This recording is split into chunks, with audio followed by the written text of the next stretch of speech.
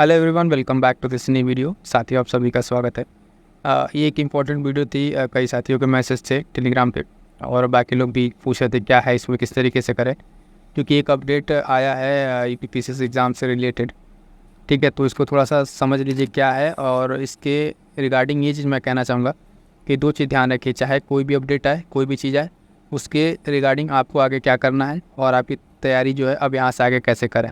ठीक है, पहली चीज़ तो इसमें हम आपको बता दें कि जो ये जहाँ से चीज़ें क्लियर हो रही हैं, एक लेटर था। ठीक है, वहाँ से ये देखेंगे आप कि ये ठीक लोकसेवा आयोग प्रयागराज, समस्त जिलाधिकारी उत्तर प्रदेश, ये 13 सितंबर का है और यहाँ से ये चीज़ें आगे बढ़ी।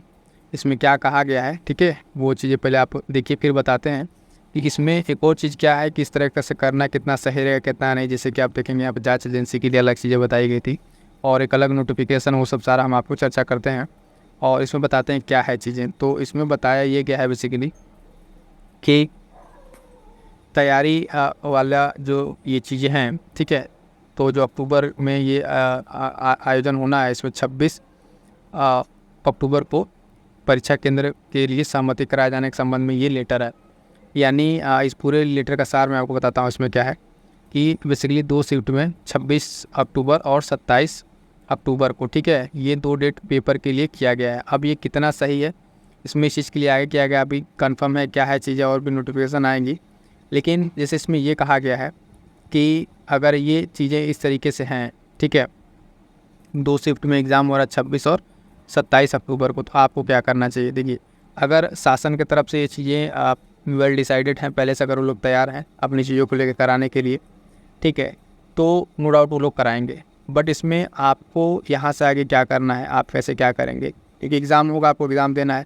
इसमें बहुत ज़्यादा नहीं पढ़ना है क्या हो रहा है, कैसे हो रहा है। हालांकि इसमें ये चीज़ कहा गया था कि जो नई नियमावली आई थी, ठीक है, उस नियमावली में ये बताया गया कि जो परीक्षा है उसमें अगर 4 लाख से प्लस के अभ्यर्थी हैं, ठीक है, तो उसमें क्या करना है, उसमें जो परीक्षा होगी 2 शिफ्ट में होगी, ठीक। और उसमें कुछ विशेष परीक्षा है जो जैसे पीसीएस के लिए उसमें क्या थी, छूट थी, वो चीज़ भी हम आपको दिखाते हैं। जैसे कि क्या इसमें कहा गया था,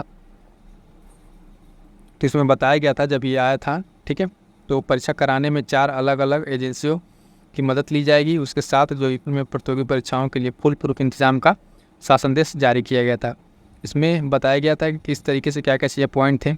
एक पॉइंट इसमें ये था कि जो सरकारी या वित्त पोषित शिक्षण संस्थान बनेंगे परीक्षा केंद्र, ठीक है, और 5 लाख से अभ्यर्थी वाला 4 लाख, इसमें पेपर 5 लाख दिया था, ठीक है, 4 लाख या 5 लाख एवरेज मानिए, ठीक है। तो यहाँ पे क्या था कि उससे ज़्यादा परीक्षा 2 पाली में। लेकिन यहाँ पे एक चीज़ देखिएगा, जो उस टाइम बात बताई गई तो नोटिफिकेशन में भी है ये बात, ठीक है। तो अब पता नहीं सरकार किस तरीके से क्या कराना चाहती है। क्योंकि देखिएगा, चयन बोर्ड अगर चाहे, ठीक है, तो 5 लाख से अधिक अभ्यर्थी होने पर, ठीक है, या एक से अधिक पाली में परीक्षा करा सकते हैं।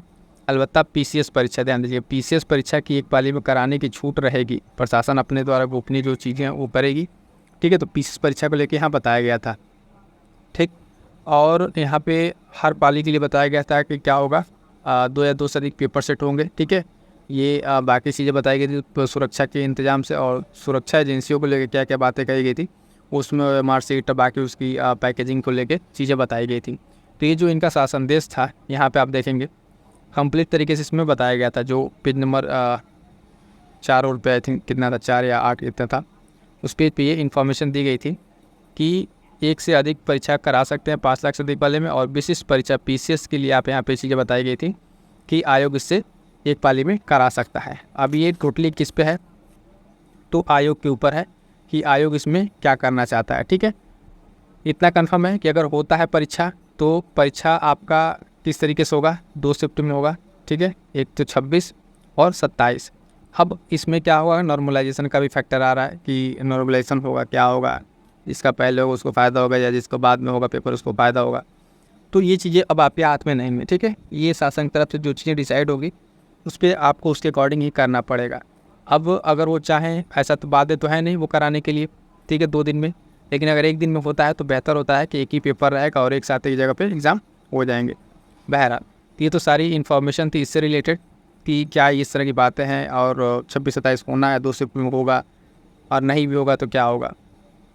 अब हम आपको बताएंगे कि अब आप आगे क्या करें। पहली चीज़, आपको इस चीज़ को लेकर बिल्कुल भी हेडेक टेंशन नहीं लेना है, ठीक है। करना क्या है कि जिस तरीके से आपकी तैयारी चल रही है, देखिए आपको या तो वही हो सकता है कि 26 या 27 में से किसी एक एग्ज़ाम पड़ेगा, क्लियर है। तो अब अपनी तैयारी को इससे बिल्कुल डिस्टर्ब ना होने दें, ठीक है। तैयारी आप एज इट इज़ जैसे चले उसे चलने दीजिए। तैयारी कैसे करना उसके रिलेटेड 2-3 बातें मैं खुद बता दे रहा हूँ कि इस चैनल के माध्यम से आपको बहुत सारी चीज़ें मिल जाएंगी, ठीक है।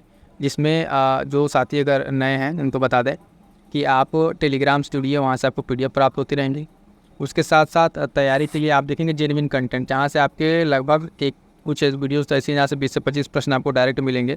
साथ साथ से इंपॉर्टेंट चीज़ें क्या है कि आप फोकस रहें आपका करंट अफेयर पे, CA करंट अफेयर पे, ठीक है। जियोग्राफी में फोकस रहे, मॉडर्न हिस्ट्री पे फोकस रहे, है ना। उसके साथ साथ जो PYQs हैं, ठीक है, PYQs है उस पर आपका फोकस बना रहे। बहुत सारी वीडियोज़ हैं आप देखेंगे, ठीक है, जो आपके लिए हेल्पफुल है। अभी जैसे अभी आप देख पा रहे होंगे एंशिएंट का, ठीक है, एंशिएंट की वीडियो जो काफ़ी इंपॉर्टेंट है, कंप्लीट इसमें कराया गया, इसको देखिए। उसके बाद से फिर आप देखेंगे यहाँ पे करंट अफेयर की वीडियोज़ आपको मिल रही है, आप देख पा रहे होंगे, इसको कीजिए। उसके बाद से एक बहुत ही महत्वपूर्ण ये बूस्टर सीरीज़ क्या है मैं बता दूँ एक बार थोड़ा सा कि इसमें PYQ टेस्ट सीरीज का निचोड़ है, ठीक है। इससे क्या होगा, आपको डायरेक्ट प्रश्न मिलेंगे। इतनी सारी चीज़ें आपके लिए कराई जा रही हैं। फर्दर मैं फिर से कहना चाहूँगा, अगर आपके कोई डाउट्स हैं, कोई अदर चीज़ें हैं कमेंट सेक्शन पे, तो आप वहाँ से बताइए, है ना। बट इस चीज़ को लेकर परेशान नहीं होगा, जितना हो पाएगा आपके लिए किया जाएगा।